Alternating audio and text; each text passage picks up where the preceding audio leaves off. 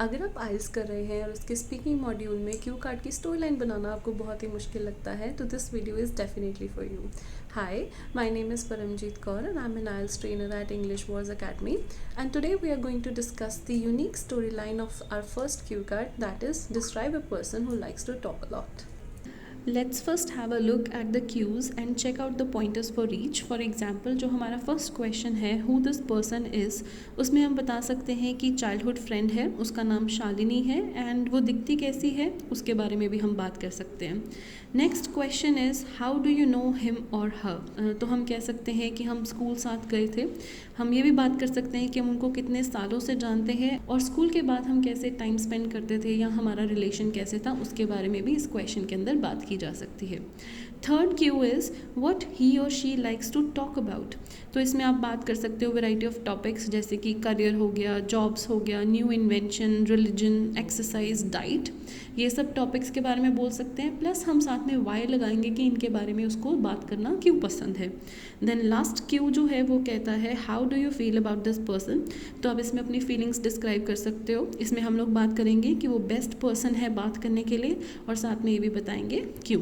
जब आप एक क्यू कार्ड की स्टोरी को डिज़ाइन कर रहे हो हमेशा कोशिश करो कि हर क्यू के ऊपर आप कम से कम 2 से 3 लाइनें बोलो ताकि उसकी स्टोरी की लेंथ को आप थोड़ा सा मेंटेन कर सको. 2 मिनट तक उसको तभी पूरा कर पाओगे जब हर क्यू के ऊपर आप थोड़ा थोड़ा टाइम स्पेंड करोगे. So now let's begin with the story. Almost all my friends are extrovert by nature and love to talk a lot, but today I'd like to talk about my childhood buddy Shalini, who can lighten any room with her cheerful vibe. कहने का मतलब है कि मेरे सारे ही friends बहुत ही extrovert है. Extrovert का मतलब सोशल है, कॉन्फिडेंट है, बाहर आते जाते रहते हैं, घुलना मिलना पसंद करते हैं.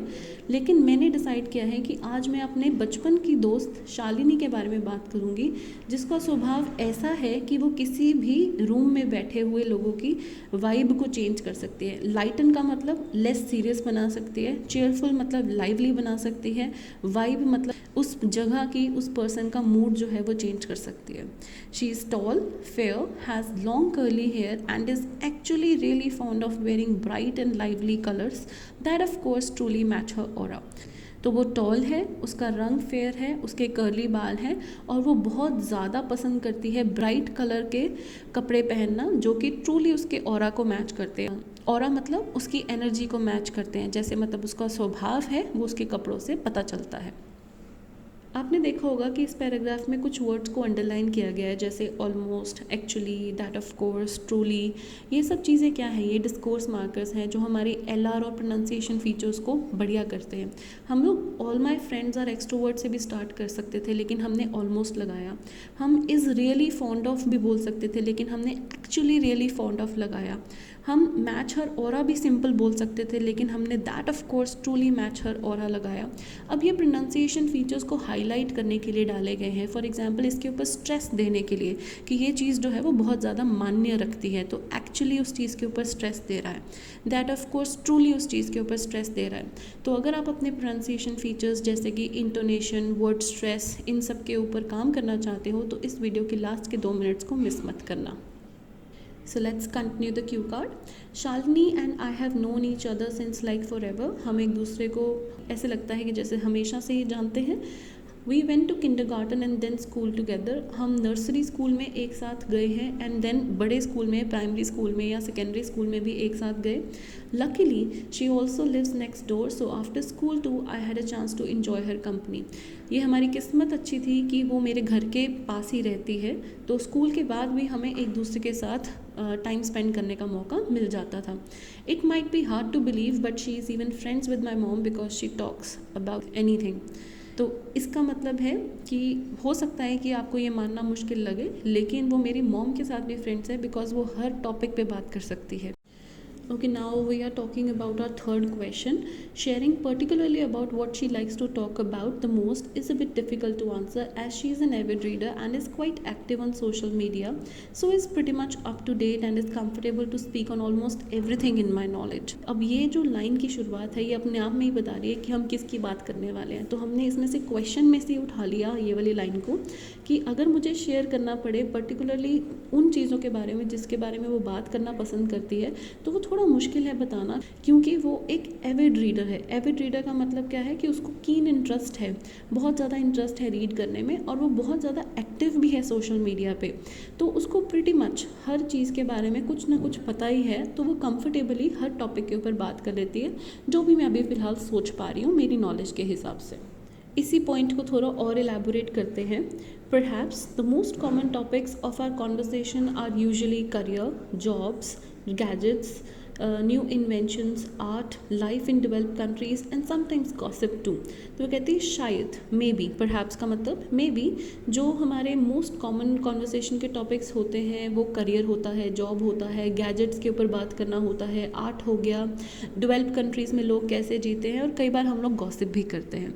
I don't really know, it is about her facial expressions, body language or the voice she has that whatever she speaks comes to life.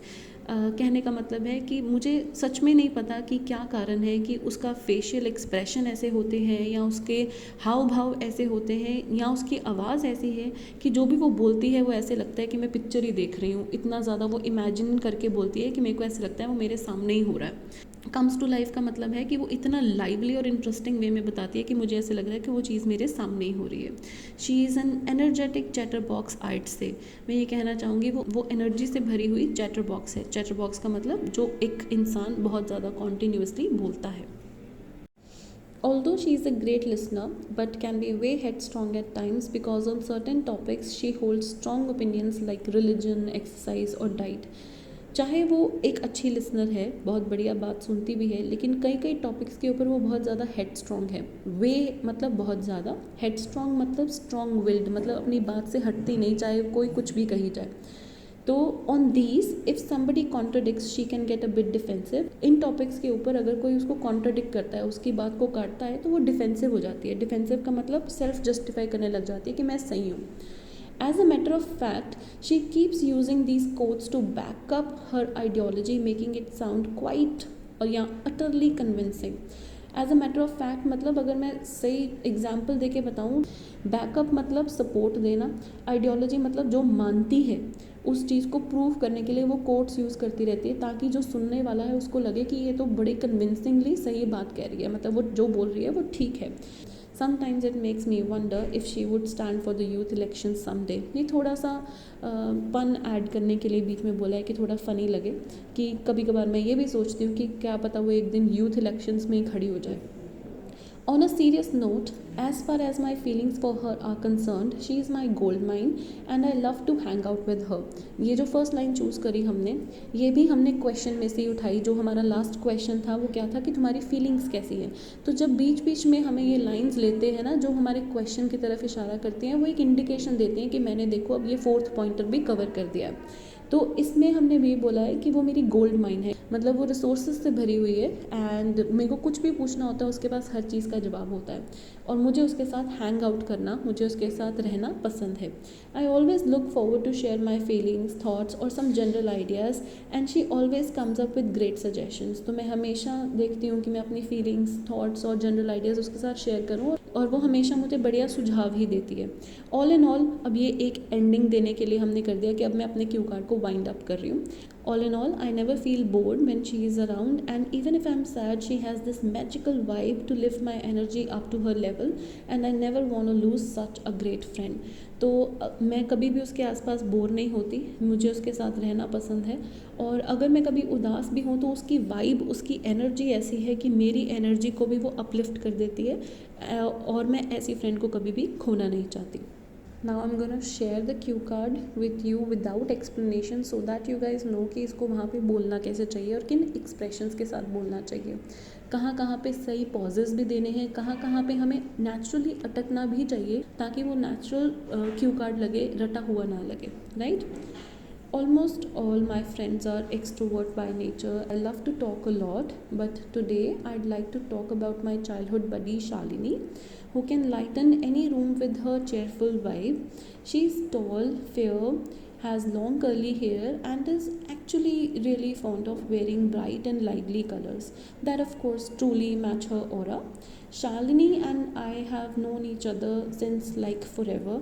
We went to kindergarten and then school together. Luckily, she also lives next door, so after school too, I had a chance to enjoy her company. It might be hard to believe, but she is even friends with my mom because she talks about anything. Sharing particularly about what she likes to talk about the most is a bit difficult to answer as she is an avid reader and is quite active on social media, so is pretty much up to date and comfortable to speak on almost everything in my knowledge.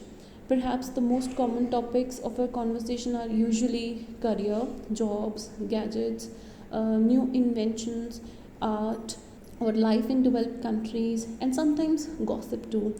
I don't really know, is it about her facial expressions, body language, or the voice she has that whatever she speaks comes to life? She's an energetic chatterbox, I'd say.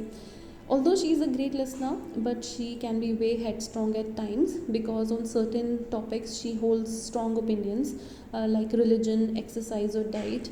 On these, if somebody contradicts, she can get a bit defensive. As a matter of fact, she keeps using these quotes to back up her ideology, making it sound utterly convincing. Sometimes it makes me wonder if she would stand up for the youth elections someday. On a serious note, as far as my feelings for her are concerned, she is my gold mine and I love to hang out with her.